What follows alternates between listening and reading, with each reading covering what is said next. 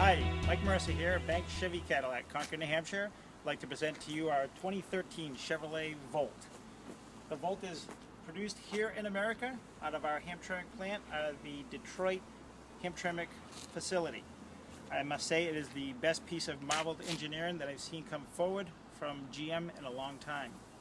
Our Chevrolet Volt produces to you 37 to 42 miles per gallon when run on fuel. Combined gas and electric, we're now achieving about 98 miles per gallon E with electrification. We have a 1.4 engine, same shared engine as in our Chevrolet Cruze. It is used only as a gas generator. It does not do anything else besides act as a generator. The Chevrolet Volt has a 300 volt battery pack, 233 cells, roughly about 1.3 each cell. The car is seamless on its change swap over from gas to electric. Highway. The car basically is a coefficient drag that is less than any other vehicle to help with its fuel efficiency. The electronics in this car is better than, say, sitting in a F-18 jet, as in when you power up electric Volt, the technology is computing what's going to be the best fuel economy compared to an F-18. It's got to basically make computations faster than a split second, as in engine going to be waking up or is electrification going to be taken over. I drove the Chevrolet Volt for about 5 months in real world, being up through the Plymouth, New Hampshire area, 93 north, all the way down through the 95-128 belt area, Boston, Providence, Rhode Island. My overall achievement of fuel economy in 70-30 split, that's 70% city, 30% highway. I was overall about 76 to 77 miles per gallon E, gas and electric. My overall power consumption on my electric bill was probably about $1.43 per night, which equivalates, say, to a hot tub, $30 a month. So my visits to the fuel pump were almost nil. Open, the engine will run. Oh, so anytime the hood's open, the engine will run? Anytime the engine is unlatched or open, yes, the engine will run. That is a default. Gotcha. All right, so we got to go ahead and get inside here, but we got that dinging noise. It's going to cause a noise issue when we get in there.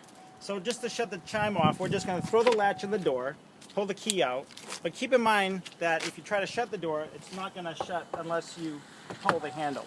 So just a little bit of information, if you're a Volt owner or a car owner and you want to just stop that dinging, just throw the latch, but just remember you won't be able to shut the door.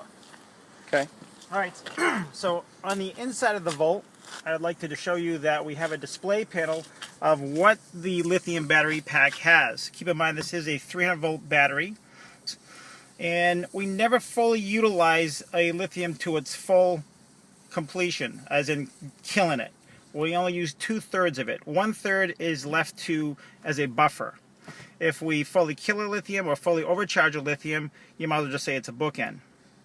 So as you're driving the Chevrolet Volt, you'll see what I call ghost wisps that come out of the battery pack to the inverter.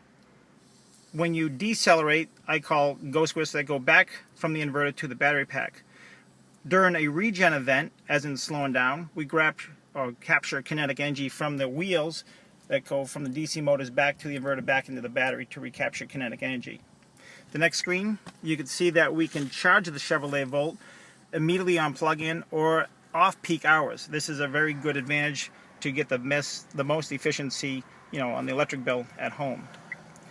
The energy efficiency screen that you're seeing right here is going to be the overall lifetime number that this Volt has achieved on its driving habits.